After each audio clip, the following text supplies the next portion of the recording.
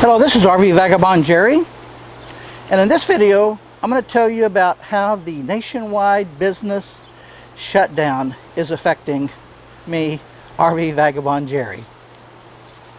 Now, as you may know if you've been following my videos, I went on a cruise starting mid-January out of Singapore to go to several ports in Southeast Asia and end up in Shanghai, China.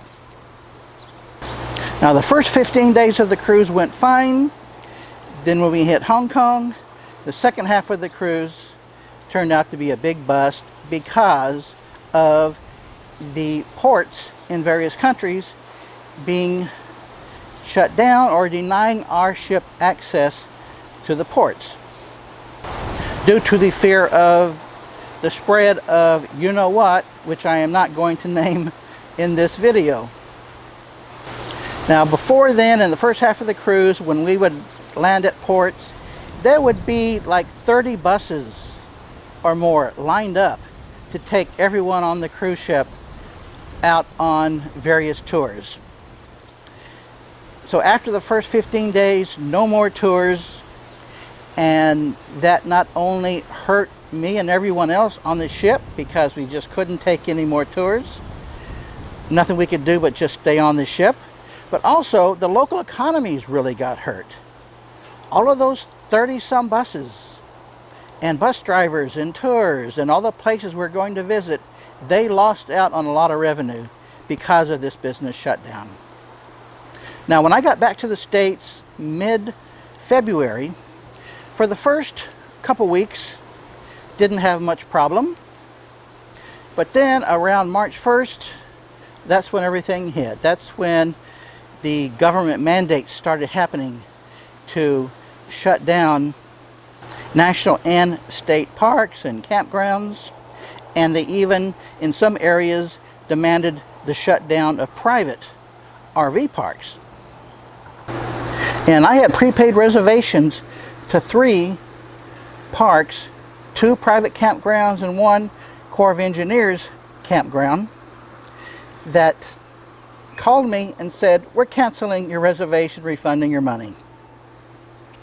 So then I had to start finding new places to stay, which was not easy. With so many campgrounds and RV parks shut down. And at this time I was in far south Texas, planning to drive up the coast of Texas. And as soon as I got to my first beach, I found that they're closing the beaches. So that left not much point in going to the beaches. And I had been planning on camping on some of the beaches or on the side of the roads in parking areas near the beaches. And I didn't really know what places would be open, what places would be closed, except the few that I heard were definitely closed. So I had to change my plans. So I did find an RV park to take me. This is the Pan American RV Park in the town of San Benito, Texas, which is about 8 miles from the Rio Grande, Mexico border. So I paid for 5 days, and during that 5 days I found out about all the shutdowns of places I was planning to go. So I had to make a big change and do something I've never done before. I contracted with this park to let me stay for another month. I don't think I've stayed anywhere for more than 2 weeks at a time. And now this is my first time I've ever actually even had a monthly rate, which is pretty good. Actually, it works out to just about $15 a day. This is not a luxury park that has a swimming pool and things like that, which I usually don't use anyway. So it's a modest RV park. It does have this big building that has a laundry in there, so I got all my laundry done. But it is pretty boring here, and I don't have much else to do but watch television. I drove my motor scooter in the town to find that all restaurants, and I do mean all, have their dining rooms closed.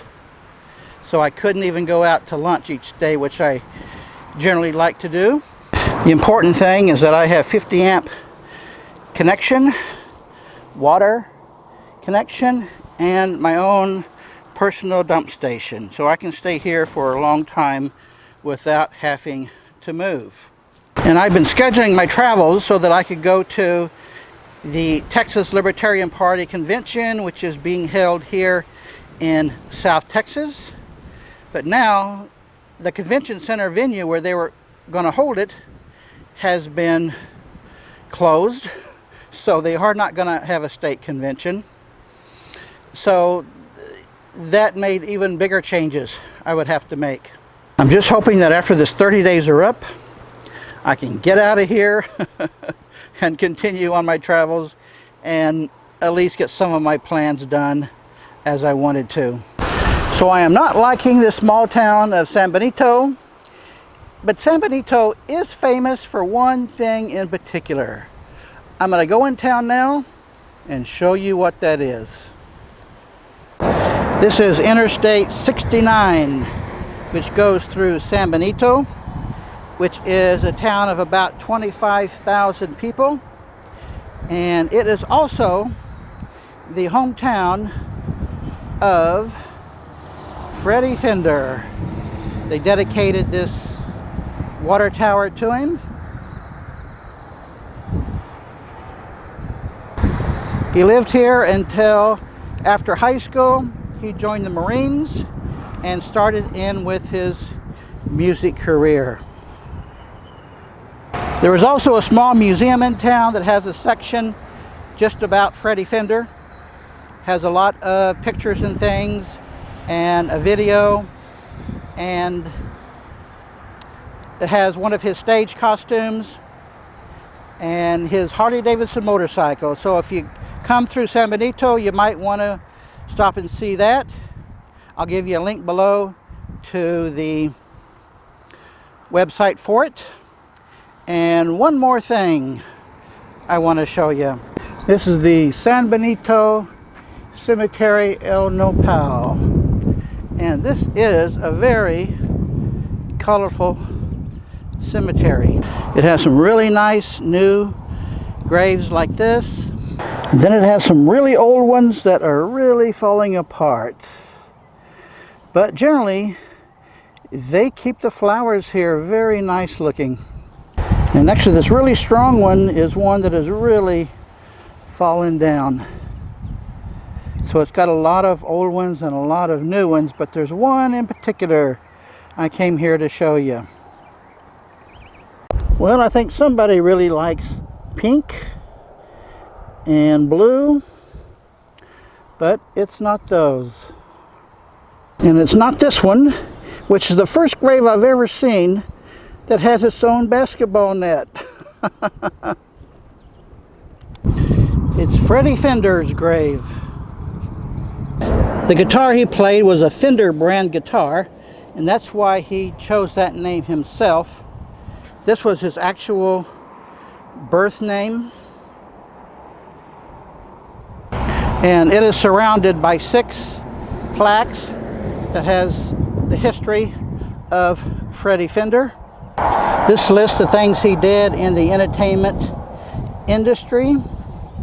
And here is an etching of Freddie. A list of his honors and rewards. A description of his early years, his professional career, and his legacy. And I think you can find these online if you want to read the whole thing about it. Well, I hope you've enjoyed this video. And by the way, all of my videos lately have been very delayed in getting uploaded. It's not because of upload problems, but I've spaced them out once every 3 days in having them go live, because if I put up one a day, then I would soon run out, and then you wouldn't hear from me from a month or two maybe. And I didn't want to have you worried that maybe something terrible had happened to me. So I hope you will appreciate that. Well, this has been interesting. I think. Good day, folks.